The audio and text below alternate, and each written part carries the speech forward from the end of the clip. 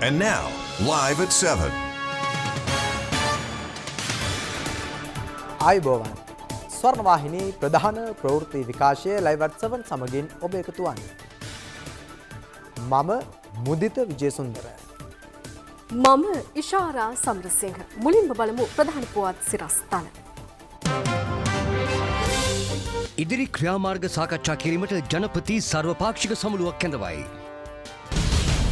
ත්‍රස්තවාදී ප්‍රහාරය වළක්වා ගැනීමට නොහැකිවීමේ හේතුව අගමැති පවසයි. Seeing this as an intelligence failure first. There has been a lapse. Information was received. Certainly it has not been conveyed down the line, and that's what we are looking into. මරාගෙන මැරෙන ප්‍රහාරයේ මේගිය සංඛ්‍යාව 359 දක්වා ඉහළට. ත්‍රස්තවාදී ප්‍රහාරයට සැකපිට මේ වන විට 60කට අධික පිරිසක් අත්අඩංගුවට. ප්‍රහාරය පිළිබඳ ඇමරිකාව අනතුරු ඇඟ වූ බව කියන ප්‍රකාශ තානාපති කාර්යාලය ප්‍රතික්ෂේප කරයි.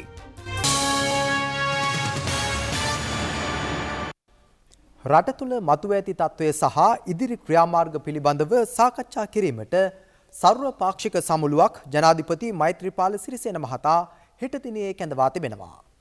ජනාධිපති මාධ්‍යංශය නිවේදනය කළේ හෙට පෙරවරු 10ට මෙම සමුළුව ජනාධිපති කාර්යාලයේදී පැවැත්වීමට නියමිතව ඇති බවයි. එමෙන්ම හෙට පස්වරු 4ට ජනාධිපති කාර්යාලයේදී සර්ව ආගමික කමිටුවද රැස්වීමට නියමිත බවයි ජනාධිපති මාධ්‍යංශය නිකුත් කළ නිවේදනයේ සඳහන් වන්නේ. මේ අතර දියුණු තාක්ෂණය ඇති රටවල සහයෝගයද ඇතිව රටේ මතුව තිබෙන ත්‍රස්තවාදය මුලින් උපුටා දැමීමට ස්ථිර වශයෙන්ම සහතික වන බව ජනාධිපති මෛත්‍රීපාල සිරිසේන මහතා පවසනවා. ඊයේ රාත්‍රියේ ජාතිය අමතමින් ජනාධිපතිවරයා මේ බව ප්‍රකාශ කළා.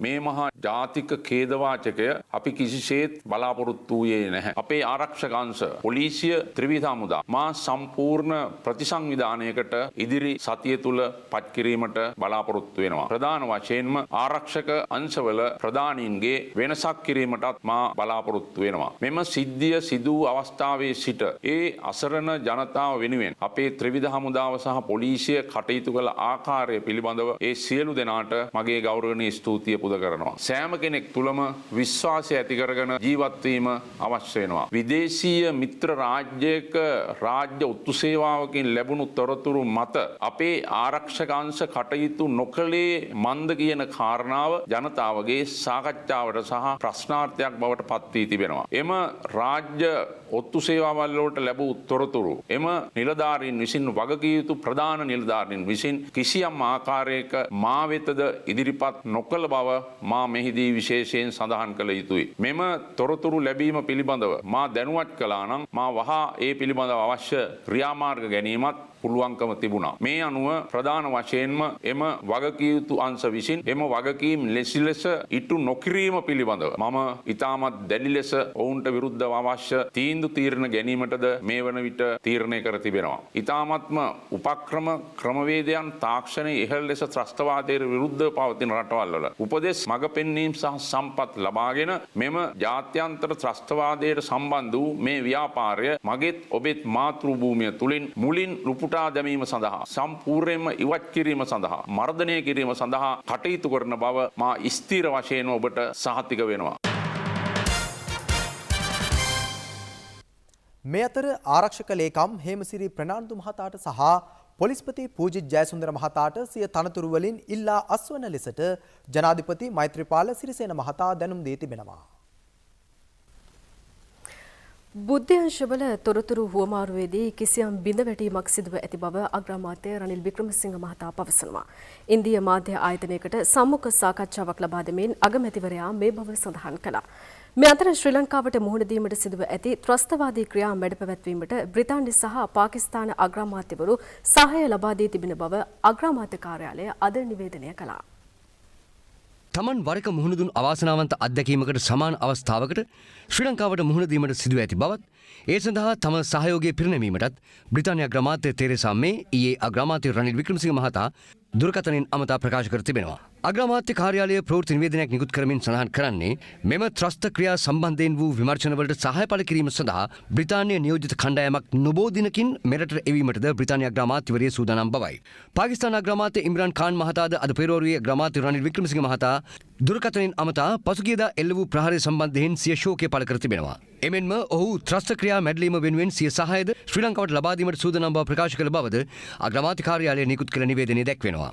මේ අතර මෙරට ඇති වූ ප්‍රහාර සම්බන්ධයෙන් ඉන්දිය මාධ්‍ය නාලිකාවක් වන NDTV රූපවාහිනී සේවය ඊයේ අග්‍රාමාත්‍ය රනිල් වික්‍රමසිංහ මහතා සමග සම්මුඛ සාකච්ඡාවක් පැවැත්වුවා. Are you seeing this as an intelligence failure first? There has been a lapse. Information was received, but certainly it has not been conveyed down the line, and that's what we are looking into. But our priority is to apprehend the terrorists. Unless we do that, no one is safe. So far has been a group confined to Sri Lankan citizens, but with foreign connections. This is why we've asked the assistance of some other foreign agencies also trace the overseas link. පසුගිය ඉරිදා සිදු වූ බෝම්බ ප්‍රහාර නිසා මියගිය පුද්ගලයන් ගණන මේ වන විට 359 දක්වා ඉහළ ගොස් තිබෙනවා. මේ අතර අදාළ සිද්ධියෙන් තුවාල ලැබූ 500කට ආසන පිරිසක් තවමත් රෝහල්වල ප්‍රතිකාර ලබමින් සිටිනවා. කොළඹ කොච්චිකඩේ මේගමුව සහ මඩකල්පුව දේවස්ථාන 3ක් කොළඹ ප්‍රධාන පෙළේ හෝටල් පරිසර 3ක් ඉලක්ක කරගනිමින් පසුගිය 21 වෙනිදා බෝම්බ පුපුරා ගියා. දෙහිවල ප්‍රදේශයේ පෞද්ගලික නවාතැන්පලක සහ දෙමඩගොඩ ප්‍රදේශයේ නිවාස සංකීර්ණයකත් පිපිරීම් සිදු වුණා. ඉන් මියගිය සංඛ්‍යාව මේ වන විට 359 දක්වා ඉහළ ගොස් තිබෙනවා. 500කට ආසන පිරිසක් මේ ප්‍රහාර වලින් තුවාල ලැබුවා. තුවාල ලැබුවන්ගෙන් 84 දෙනෙකු තවදුරටත් කොළඹ ජාතික රෝහලේ නේවාසිකව ප්‍රතිකාර ලබන අතර ඉන් 21 දෙනෙකු දැඩි සත්කාර ඒකකයේ ප්‍රතිකාර ලබන බවයි රෝහල් ප්‍රකාශකයෙකු පැවසුවේ. එමෙන්ම කළුබෝවිල ශික්ෂණ රෝහල, ගම්පහ, රාගම, මඩකලපුව රෝහල්වලද තවත් තුවාලකරුවන් පිරිසක් ප්‍රතිකාර ලබනවා. මෙම ප්‍රහාර වලින් විදේශිකින් 38 දෙනෙක් ජීවිතක්ෂයට පත්ව තවත් විදේශිකින් 19 දෙනෙකු තුවාල ලැබුවා. මේ අතර දෙමඩගොඩ ප්‍රදේශයේ නිවසක් පරීක්ෂා කිරීමේදී සිදු වූ බෝම්බ පිපිරීම් දෙකෙන් කොළඹ අපරාධ කොට්ටාශයේ රාජකාරී කළ උප පොලිස් පරීක්ෂක WM රෝහණ බණ්ඩාර, පොලිස් කොස්තාපල්වරුන් වන RRM බහතිය රත්නායක බණ්ඩාර සහ SM ලහිරු උමේෂ දුලංජන යන නිලධාරීන් තිදෙනා මිය ගියා. උප පොලිස් පරීක්ෂකවරයා පොලිස් පරීක්ෂක තනතුරටත් පොලිස් කොස්තාපල්වරුන් දෙදෙනා පොලිස් සැරයන් තනතුරටත් උසස් කර තිබූ අතර ඉන් පොලිස් පරීක්ෂක තනතුරට පත් කෙරුණු WM රෝහණ බණ්ඩාර මහතාගේ දේහයට ජනාධිපතිතුමා අද අවසන් ගෞරව දැක්වුවා. ඒ දේහ තැන්පත් කර ඇති පිළියන්දල බටුවන්දර ප්‍රදේශයේ ඒ මහතාගේ නිවසේදී. එහිදී ජනාධිපතිතුමා WM රෝහණ බණ්ඩාර මහතාගේ බිරිඳ, දරුවන් ඇතුළු පවුලේ ඥාතීන් වෙත සිය සංවේගය පළ කළා. මේ අතර කටාන කටුවාපිටිය ශාන්ත සෙබස්තියන් දේවස්ථානයේ පිපිරීමෙන් මියගිය පුද්ගලයන් කිහිප දෙනෙකුගේම අවසන් කටයුතු අද සිදු කෙරුණා.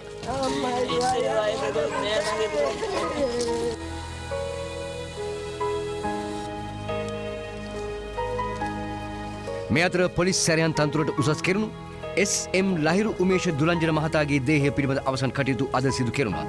ඒ අනුරාධපුර දඹුලු හිල්ලෑව ප්‍රදේශයේදී. මේ අතර කොළඹ කොච්චිකඩේ දේවස්ථානය අසල නිවෙස් දෙකක මියගිය අයගේ අවසන් කටයුතුත් අද සිදු කෙරුණා. මියගිය අයගේ සිරුරු තවදුරටත් කොළඹ පොලිස් මෘත ශරීරාගාරයේ තැන්පත් කර තිබෙන අතර ඥාතීන් වෙත මළ සිරුර නිකුත් කෙරෙනවා. හදිස්සි නීති රෙගුලාසි වලට අදාළ වගන්ති අද පාර්ලිමේන්තුවේදී ඒකමතිකව සම්මත වුණා. ජනාධිපතිවරයා විසින් නිකුත් කළ ඊට අදාළ ගැසට් නිවේදනය අද පාර්ලිමේන්තුව හමුවට ඉදිරිපත් කළේ සභානායක ලක්ෂ්මන් කිරිඇල්ල මහතායි. ඒ අනුව ත්‍රස්තවාදය මර්ධනය කිරීම සඳහා පමණක් අවශ්‍ය හදිස්සි නීති රෙගුලාසි බලංගු වනවා. දැන් මේ තොරතුර ලැබුණේ අප්‍රේල් 4 වෙනිදා බුද්ධ්‍යංශයට. මේ තොරතුර ලැබිලත් අපේ ජනතාව අපිට ආරක්ෂා කරන්න බැරි වුණා නම් අපි ලැජ්ජ වෙන්න ඕන. කොහොමද ඔබතුමා දන්නේ 4 වෙනිදා තොරතුරු ආවයි කියලා? අපිට ඔත්තුව දුන්නා කිව්වා. හවුද ඔත්තුව දුන්නා කියන්නේ? ඉන්දියාවේ කිව්වේ. මේක සම්පූර්ණ වැරදි. 4 වෙනිදා වෙනකොට බුද්ධ්‍යාංශ තොරතුරු වලින් දාන්නේ මේක දැනගන්න හිටියේ නෑ. මේක දැනගත්තේ 9 වෙනිදා. මේ ලියවිල්ල හැම පැත්තටම ගියා. ආණ්ඩු පක්ෂේ മന്ത്രിවරුන්ගේ PSO මහතුරු ගාවටත් ගියා. විපක්ෂයේ PSO මහතුරු ගාවටත් ආවා. මම එදා දවසේ මේ සිදුවීම වෙනකොට හිටියේ බදුල්ල පල්ලියේ පාස්කු පූජාව ඇතුලේ. සිරන්ති රාජපක්ෂ මැඩමුත් එදා පල්ලි ගිහලා තියෙන උදේ 6 මාට. මම කියන්න ගියේ අසනීප ICU එකේ ඉන්න ඇඳේ ඉන්න තාත්තට මේක ආරංචි වුණා නම් ඇයි පොලිසිය දැනගත්තේ නැත්තේ කියලා. දැන් NIB වාර්තා 13ක් දුන්නයි කියනවා. ඒකෙන් අන්තිම දෙක තමයි මේ අවසාන මාස 4 දීලා තියෙන්නේ කියනවා. තොරතුරු 4 වෙනිදා සිට රජය දැනගෙන හිටියා. ඉන්දියානු තොරතුරු අංශය දැනුම් දුන්නා. 9 වෙනිදා මේ චක්‍රලේඛනයෙන් පිළිගත්තා. පිළිගෙන යවුවා. මේ ඔත්තුව ඇවිල්ලා දුන්න ප්‍රමුඛත්වය තවුන්නාසලා දැක්කා. අර නාමල් කුමාරගේ නරුමයා දුන්න ඔත්තුවට දුන්න ප්‍රමුඛත්වයවත් දුන්නේ නැහැ. පහුගිය දවස්වල. ඊළඟට අර මදුෂ් කියලා එකෙක් අල්ලගෙන දඟලනවා. ඒ මල්ලට්ටියට අත ගහපු තරම්වත් උනන්දුවේ මේ මල්ලට්ටියට අත ගැහුවේ නැහැ. ඉතින් මේකෙන් තේරෙනවා මේ ආරක්ෂාව කියන එක අපිට විහිළුවක් වෙලා ඒක හිතන විදියට අපේ න්‍යාය පත්‍ර වලට විතරයි පාවිච්චි කරන්නේ. 4 වෙනිදා දැනුම් දුන්නා නම් 5 වෙනිදා වෙනකොට ක්‍රියාත්මක වෙන්න ඕන. 9 වෙනිදා දැනුම් දුන්නා නම් 10 වෙනිදා වෙනකොට ක්‍රියාත්මක වෙන්න ඕන. දැන් බුද්ධි අංශයට මේ තොරතුරු ලැබුණාම ඕ මොකද කරන් තිබ්බේ? ලියුම් ලියන එක නෙමෙයි. අගමැතිතුමාට ජනාධිපතිතුමාට කාදිනල්තුමාට දැනුම් දෙන්න දුරකථනයෙන්. එතකොට මේ ආරක්ෂක ප්‍රධානීන් ජනාධිපතිතුමා ගණන් ගන්න නැත්තම් අගමැතිතුමා ගණන් ගන්න නැත්තම් එතුමා කාටද සේවය කරන්නේ? මේ බුද්ධි අංශ ප්‍රධානීන් කවුරු හරි මෙහෙවනවා. මං විශ්වාස කරනවා මේ ආරක්ෂක අංශ මෙහෙවන්න හමුදාව ගැන බුද්ධි අංශයකට දැනුමක් තියලා පත් කරන්න ඕන. NIB වාර්තාවක් කියවන්න පුළුවන් වෙන්න ඕන. මේක තේරුම් ගන්න පුළුවන් වෙන්න ඕන. දැන් අපේ සරත් වංශයක මැතිතුමා ඉන්නවා හිටපු හමුදාපතිතුමා ටිකක් ඉන්නේ. මම ෆීල්ඩ් මාෂල් කෙනෙක්. මම මේවා ගැන දන්නවා. මම ෆීල්ඩ් මාෂල් උනේ ගෝල්ෆේස් එකේ කඩල විකුල්ලා නෙවෙයි. මේ ආණ්ඩුවේ වෙන කවුරු හරි ඉන්නවද මට වඩා වැඩියෙන් ආරක්ෂා ගැන දන්න අය? ඉන්නවා නම් මං ෆීල්ඩ් මාෂල් පට්ටම ගලවලා යට දෙනවා. ඒක හන්දා අපෙන් ප්‍රයෝජන ගන්න.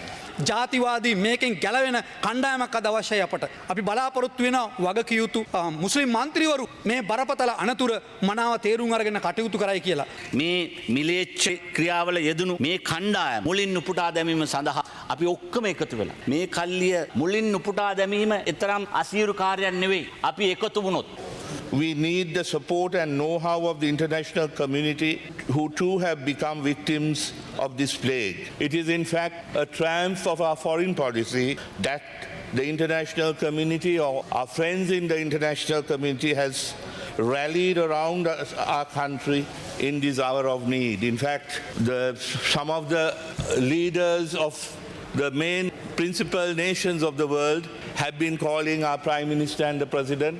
මේක වගකීම කවුරු හරි දරන්න ඕනේ. අපි පැහැදිලිවම කියනවා මේක වගකීම මුළු ආණ්ඩුවම බාර ගන්න ඕනේ. අපි ඔක්කොම දන්නවා මේකේ වගකීම් යුක්තා කවුද කියන එක. කොකේන් අල්ලනකොට, කුඩු අල්ලනකොට ඒ ලකුණු ටික දාගන්න හොඳ නම්, ටීවී එකට ඇවිල්ලා කියන්න හොඳ නම්, ඇයි මෙතනදි කියන්න බැරි මේක උනේ මගේ අතින් වැරද්ද මේ සිද්ධ වුනේ කියන එක. මේ කියන්න ඕන. අපේ පාර්ලිමේන්තුවේ හොඳ දක්ෂ අය ඉන්නවා. මේකට මුහුණ දෙන්න පුළුවන්. මේක ජාත්‍යන්තරයේ සම්බන්ධයි. මං හිතන්නේ ජාත්‍යන්තරයේ ඉහළම ප්‍රසාදය ගන්න පුළුවන්, ඉහළම උදව් ගන්න පුළුවන් එක්කෙනත් තමුන්නාන්සලා පැත්තේ ඉන්නවා. රනිල් වික්‍රමසිංහ මහත්තයා. ඊට පස්සේ මේවට මුහුණ දෙන්න පුළුවන් හොඳ ශක්තිමන්ත පුද්ගලයෙක් ඉන්නවා. ඒ වෙන කෙනෙක් නෙවෙයි සරත් ෆොන්සේක මහත්තයා. ඒක කිව්වේ මම නෙවෙයි. මහින්ද මහත්තයා, මහින්ද රාජපක්ෂ මහත්තයා. ඉතින් මේ අය එක්කහුව වෙලා ඇයි මේක නතර කරන්න බැරි? මගේ නායකතුමා මහින්ද රාජපක්ෂ මැතිතුමා අපේ නායකතුමාගෙන් ප්‍රයෝජනය ගන්න. අරගෙන ඔය සිකියුරිටි කවුන්සිල් වැරනම් ඕනේකට එතුමාව මූලාසනයේ තිබ්බොත් ලේසියෙන්ම තමුන්නාන්සලා කණ්ඩායමත් එක්ක මේක ඉවර කරන්න පුළුවන් කියන එක මම කියන්න ඕනේ. පසුගියදා එල්ල වූ ත්‍රස්ත ප්‍රහාරය සම්බන්ධයෙන් විමර්ශනය කිරීමට ඇමරිකානු FBI නිලධාරීන් කණ්ඩායමක්ද මෙරටට පැමිණ තිබෙන බව රාජ්‍ය ආරක්ෂක අමාත්‍ය රුවන්ගුණ විජේවර්ධන මහතා සඳහන් කළා. ඒ මහතා මෙම අදහස් ප්‍රකාශ කළේ අද විදෙස් මාධ්‍යවේදීන් පිරිසක් සමග පැවති ප්‍රවෘත්ති සාකච්ඡාවකදී. මේ අතර අදාළ ප්‍රහාරය එල්ල කළ සංවිධානයේ නායකයාට සිදු වූයේ කුමක්ද යන්න පිළිබඳවත් එහිදී මාධ්‍යවේදීන් ප්‍රශ්න කළා. Minister, is there any information about the leader of this National Jamaat, Tawhid Jamaat? What has happened to the leader? Do you have any information? We believe that අපේ විශ්වාසයේ හැටියට මේ සංවිධානයේ නායකයාත් මරාගෙන මැරෙන බෝම්බකරුවෙකු නිසා ඔහු මිය ගිහින්. NTJ එකේ නායකයා නෙවෙයි මෙසේ මිය ගොස් තිබෙන්නේ. නමුත් ඔවුන්ගෙන් කැඩී ගිය සංවිධානයක නායකයා තමා මිය ගොස් තිබෙන්නේ. නමුත් මේ ප්‍රහාරයට මේ දෙගොල්ලන්ගෙම සමතතාවක් තිබෙනවා. මේ ප්‍රහාරය පිළිබඳව අප දැන් විමර්ශන කටයුතු සිදු කරමින් සිටිනවා. මේ අය විදෙස් ත්‍රස්ත සංවිධානයක් සමග ඍජු සමතතාව පවත්වා ඇද්දැයි අපිට දැම්මම කියන්න බෑ. IS ත්‍රස්තවාදීන් මේ ප්‍රහාරයේ වගකීම බාරගත්තත් මේ අය විදෙස් ත්‍රස්ත සංවිධානයක් සමග ඍජු සමතතාව පවත්වා ඇද්දැයි අපිට දැම්මම කියන්න බෑ. IS ත්‍රස්තවාදීන් මේ ප්‍රහාරයේ වගකීම බාරගත්තත් කෙසේ වෙතත් මෙම මරාගෙන මැරෙන බෝම්බකරුවන් හොඳ ධනවත් පවුල්වල සමාජිකයන් හා උගත් පිරිසක්. එක් අයෙක් අධ්‍යාපනය ලබා තිබෙන්නේ එංගලන්තයේ. තව කෙනෙක් ඔස්ට්‍රේලියාවේ අධ්‍යාපනය ලැබුවෙක්. බුද්ධි තොරතුරු අනුවයි මායේ පාර්ලිමේන්තුවේදී ප්‍රකාශ කළේ මේ ප්‍රහාරය එල්ල කර තිබෙන්නේ නවසීලන්තයේ මුස්ලිම් පල්ලියකට එල්ල වූ ප්‍රහාරයට එකට එක කිරීමක් වශයෙන් බව. ඇත්තටම මේ ඛේදවාචකයේ වගකීම අප පිටත් පැවරෙනවා. බුද්ධ්‍යංශ තොරතුරු හුවමාරු පද්ධතියේ අඩුපාඩුවක් හේතුවෙන් තමයි ත්‍රස්තවාදීන්ට මේ ප්‍රහාරය සාර්ථක කර ගැනීමට මෙතරම් හැකියාවක් ලැබුණේ. ඉන්දියා බුද්ධ්‍යංශ මගින් අප වෙත මේ ප්‍රහාර පිළිබඳ අනතුරු ඇඟවීමක් ප්‍රහාරය එල්ල වූ දින ලැබුණාද කියා මා හරියටම දන්නේ නැහැ. නමුත් අප දෙරට අතර බුද්ධ්‍යංශ තොරතුරු බෙදා ගැනීමේ යහපත් ක්‍රියාදාමයක් පවතිනවා. ඒ හැරුණකොට ඇමරිකාවේ FBI නිලධාරීන්ද මෙවන විට අපේ බුද්ධ්‍යංශ වෙත සහාය දීමට අප රටට පැමිණ සිටිනවා.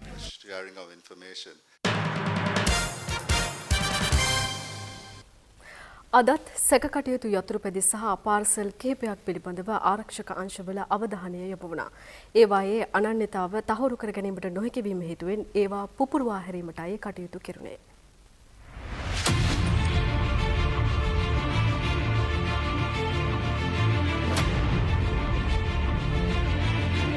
අදත් අලියොම සිට ආරක්ෂකංශ සෝදිසි මෙහියුම් කිහිපයක නිරතව සිටියා. ඒ අතරතුරයි වැල්ලවත්ත පාලමාසල නතර කර තිබූ මේ යතුරුපැදිය පිළිබඳ අවධානය යොමු වුණේ.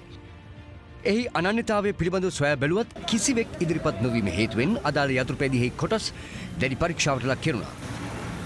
එහිදී යතුරුපැදියෙහි අසුන ගැලවිය නොහැකි ආකාරයට සවිකර තිබීම පිළිබඳ සැකසිතූ බෝම්බ නිෂ්ක්‍රීය අංශය එය පුපුරවා හැරීමටයි කටයුතු කළේ. කෙසේ වෙතත් එම යතුරුපැදියෙහි කිසිදු පුපුරන ද්‍රව්‍යයක් නොමැති බවට අනාවරණ වුණා. මේ අතර කොළඹ ගෑස් පාහන්දියේ නතර කර තිබූ තවත් සැකකටයුතු යතුරුපැදියක් පිළිබඳ අද පෙරවරුවේ ප්‍රදේශවාසීන් පොලිසියට තොරතුරක් ලබා දී තිබුණා.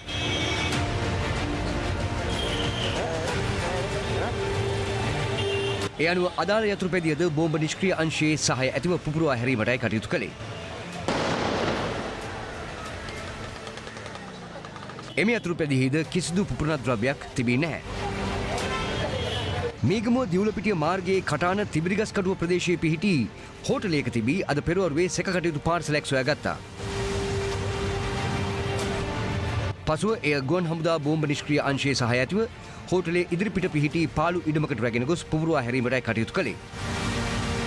කෙසේ වෙතත් පසුව අදාළ පාර්සලයේ හිමිකරු එම ස්ථානයට පැමිණි අතර ඔහු සඳහන් කළේ විදුලි කර්මාන්තය සඳහා යොදා ගන්නා ආයුධ කිහිපයක් එම පාර්සලයේ තිබූ බවයි. මෙයා වඩු ඉලෙක්ට්‍රීෂියන් කෙනෙක්. උදේ කාලා බෑග් එක අමතක කරලා ගිහිල්ලා. මෙයාගේ ආයුධ කට්ටලේ තමයි ඒකේ තිබ්බේ. ඉතින් බෝම්බ මොකුත් නැහැ. බෝම්බයක් නැහැ. මේ තියෙන්නේ මේ ගමේ මෙහෙ පදිංචි මිනිස්සු. පොලිස් අධිකාරිතුමනි මීට පෙර වාර්තා වුණේ බෝම්බයක් බවට ඒක ඒ වෙලාවේ එහෙමයි. දැන් අපි ඒක හරියට හඳුනාගත්තා. හඳුනාගත්තට පස්සේ ඒක මහජනතාවට අපි දැනුම් දුන්නා. බය වෙන්න එපා. ප්‍රශ්නයක් නැහැ. පොලිසිය ඉන්ක්වයරි වලින් අපි මේක පැහැදිලිව හඳුනාගත්තා කවුද අයිතිකරු කියලා. මේ අතර සැකකටයුතු දෙයක් සම්බන්ධයෙන් තොරතුරු ලදහොත් ළඟම පිහිටි පොලිස් ස්ථානයේ වෙත හෝ පොලිස් මූලස්ථානයේ ක්ෂණික ඇමතුම් අංක වෙත දැනුම් දෙන ලෙස මහජනතාවගෙන් ඉල්ලා සිටිනවා. ඒ අනුව 0112 43 42 51 0114 05 51 05 0114 05 51 06 0112 43 33 35 හෝ 0766 911 640 යන දුරකථන ඔස්සේ යුද හමුදා මූලස්ථානයට දැනුවත් කළ හැකි බවද පොලිස් මූලස්ථානය සඳහන් කළා. මතු ඇති තත්ත්වයක් සමග දිවයින පුරා ආරම්භ කර ඇති සෝදිසි මෙහිම් වලින් ඊයේ සහ අද වාහන ඇතුළු භාණ්ඩ කිහිපයක් ආරක්ෂක අංශ භාරයට ගෙන ඇති අතර සැකකරුවන් සංඛ්‍යාව 60කට අධික පිරිසක් අත්අඩංගුවට ගෙන තිබෙනවා.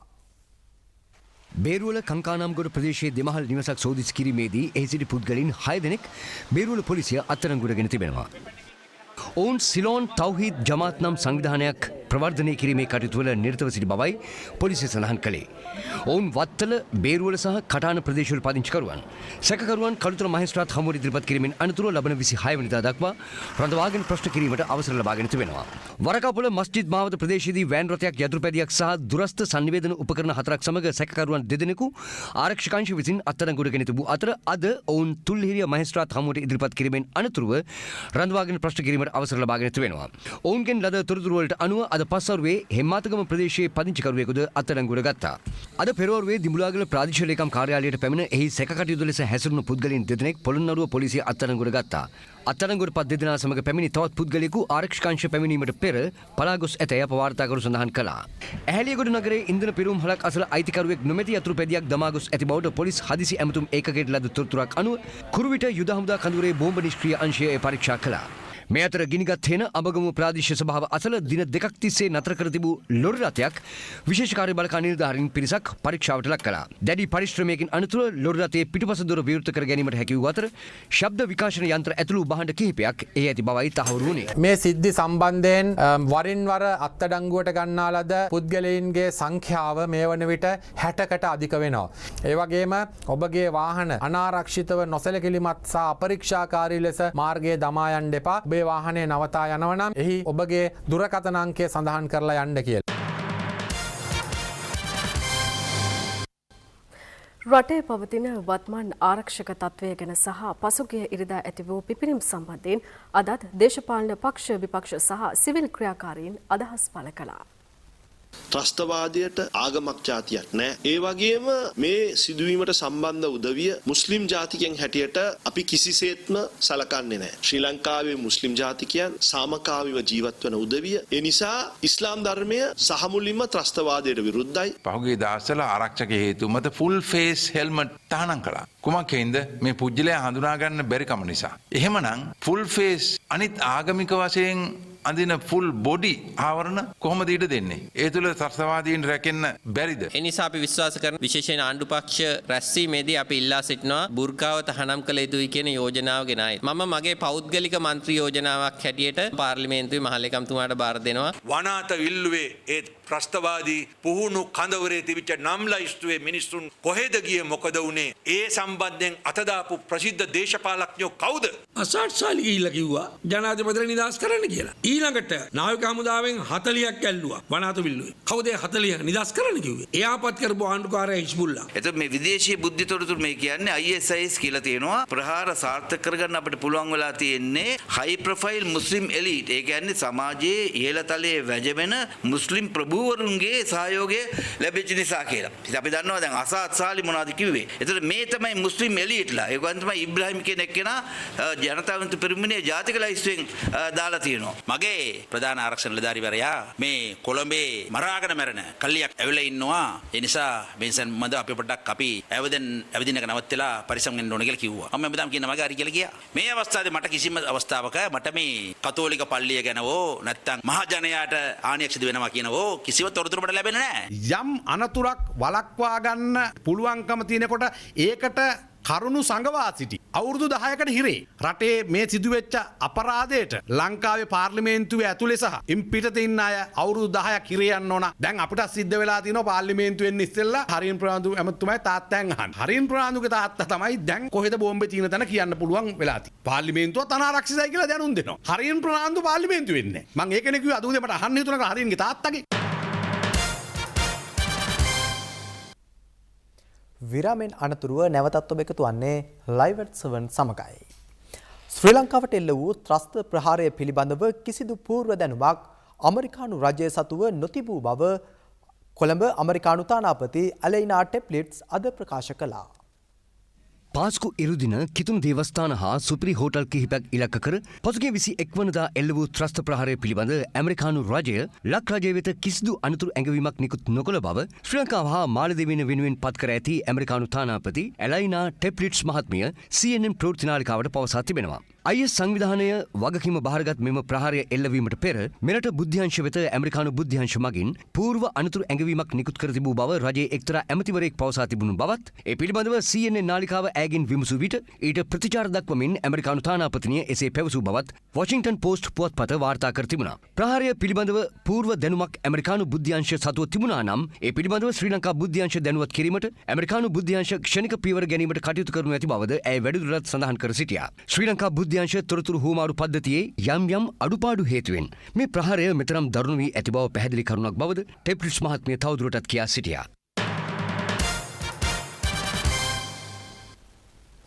මදුෂ්ගේ සාදයට ගිය අමල් පෙරේරා ඇතුළු 3 දෙනෙක් CID අද නිදහස් කළා. නමුත් ඔහු සමග පැමිණි අනිත් 3 දෙනාට නම් නිදහස හිමි වුණේ නැහැ. ඒ වගේම මදුෂ්ගේ සාදයට ගිය තවත් කෙනෙක් අද ලංකාවට ආවා. ඩුබායි වලින් පිටුවහල් කිරීමෙන් පසු CID බහරයට ගත් ගායන ශිල්පී අමල් පෙරේරා අද උදේ නිදහස් කළා.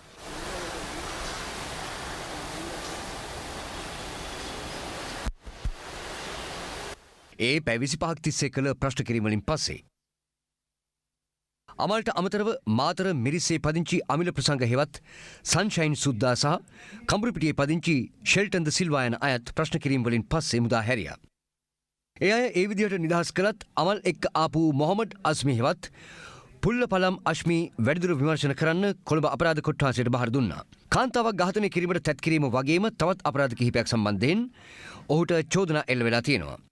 ඊට අමතරව මාතර රන්සෑගොඩ පදිංචි දීපාල් චමින්ද මිරිහාන විශේෂ අපරාධ ඒකකයට බහර දුන්නා. ඒ පිළියන්දලදී පොලිස් මද්ද්‍රව්‍ය විනාශක කාර්යාංශයේ නිලධාරීන්ට වෙඩි තිබීමේ සිද්ධිය සම්බන්ධයෙන් විමර්ශනවලට අවශ්‍ය නිසා ඒ අනුව ඔහුගෙන් මාස 3ක් රඳවාගෙන ප්‍රශ්න කරන්න තීරණය කරලා. අමල් එක්ක ඊයේ පිටුවහල් කළ වැලිගම දෙනිපිටියේ පදිංචි ධම්මික නුවන් රණවක බහර දුන්නේ වැලිගම පොලිසියටයි. ඊට පස්සේ ඔහු රොටුම පොලිසියට බහර දීලා තිබුණේ පුද්ගලයන් දෙදෙනෙකු වෙඩි තබා ඝාතනය කිරීමට තැත් කිරීමේ සිද්ධියක් සම්බන්ධයෙන් විමර්ශන කරන්න.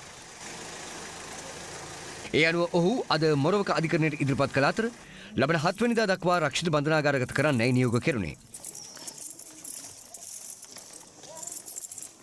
මේ අතර මදුෂ්ගේ සාදයට ගිය වැල්ලම්පිටියේ පදිංචි 52 හැවිරිදි අබූබකර් මොහමඩ් බදුර්දීන් නැමැත්තෙක් අද ලංකාවට ආවා. ඔහුත් එක්ක මේ වෙනකොට මදුෂ්ගේ සාදයට ගිය 30 දෙනෙක්ම ලංකාවට පිටුවහල් කරලා ඉවරයි. විරාමෙන් අනතුරුව නැවතත් ඔබ එකතු වන්නේ live at 7 සමගයි. කූට ලේඛන සකස් කිරීම සම්බන්ධයෙන් චෝදනා එල්ල වූ එක්සත් ජාතික පක්ෂයේ හිටපු මහලේකම් තිස්ස අත්තනායක මහතා අද එම චෝදනාවෙන් නිදහස් කළා. එම නඩුව කොළඹ මහාධිකරණය හමුවේ කැඳ වූ අවස්ථාවේදී පසුගිය ජනාධිපතිවරණ සමයේ එක්සත් ජාතික පක්ෂ සහ දෙමළ ජාතික සන්ධානය අතර රහසිගත ගිවිසුමක් පවතින බවට සඳහන් කූට ලේඛනයක් ඉදිරිපත් කිරීම තුළින් වරදක් සිදු කර ඇතැයි චෝදනා කරමින් එක්සත් ජාතික පක්ෂයේ හිටපු මහලේකම් තිස්ස අත්තනායක මහතාට එරෙහිව මෙම නඩුව ගොනු කර තිබුණේ නීතිපතිවරයා විසින්. අද නඩුව කැඳවූ අවස්ථාවේදී විත්තිකාර තිස්ස අත්තනායක මහතා වෙනුවෙන් පෙනී සිටි ජනාධිපති නීතිඥ කාලිංග ඉන්ද්‍රතිස්ස මහතා අධිකරණය හමුවේ සඳහන් කළේ මෙම නඩුවට අදාළ ලේඛනය ප්‍රසිද්ධියට පත් කිරීම තුළින් ජනාධිපතිවරයාට හා අග්‍රාමාත්‍යවරයාට යම් අගතියක් සිදු වූ නම් ඒ සම්බන්ධයෙන් කනගාටුව හා සමාව අයදින බවයි. ඒ සම්බන්ධයෙන් ජනාධිපති මෛත්‍රීපාල සිරිසේන මහතා සහ ග්‍රාමාත්‍ය රනිල් වික්‍රමසිංහ මහතා වෙනුවෙන් පෙනී සිටි නීතිඥවරුන් විරෝධය පළ කළේ නැහැ. කෙසේ වෙතත් මෙම නඩුවට අදාළව විත්තිය සහ පැමිණිලි පාර්ශවය අතර එකඟතාවක් ගොඩනැගී ඇති බවත් මේ වරද සම්බන්ධයෙන් විත්තිකරු තුළ පශ්චාත්තාපයක් ඇති බව පෙනී යන හේයින් නඩුව අවසන් කිරීම සම්බන්ධයෙන් විරුද්ධ නොවන බවයි නීතිපතිවරයා වෙනුවෙන් පෙනී සිටි නීතිඥවරයා අධිකරණයට දැනුම් දුන්නේ. ඒ අනුව නඩු විභාගය අවසන් කළ මහාධිකරණ විනිසුරු විකුම් කළුආරච්චි මහතා තිස්ස අත්තනායක මහතා නිදහස් කිරීමට නියම කළා. අපි දැනට ඔබෙන් සමුගෙන යනවා. යලිත් ඔබ අප මුණ ගැහෙන්නේ රාත්‍රී 10:30ට live at 10:30 තුලින්. ඔබට සුබ රාත්‍රියක්.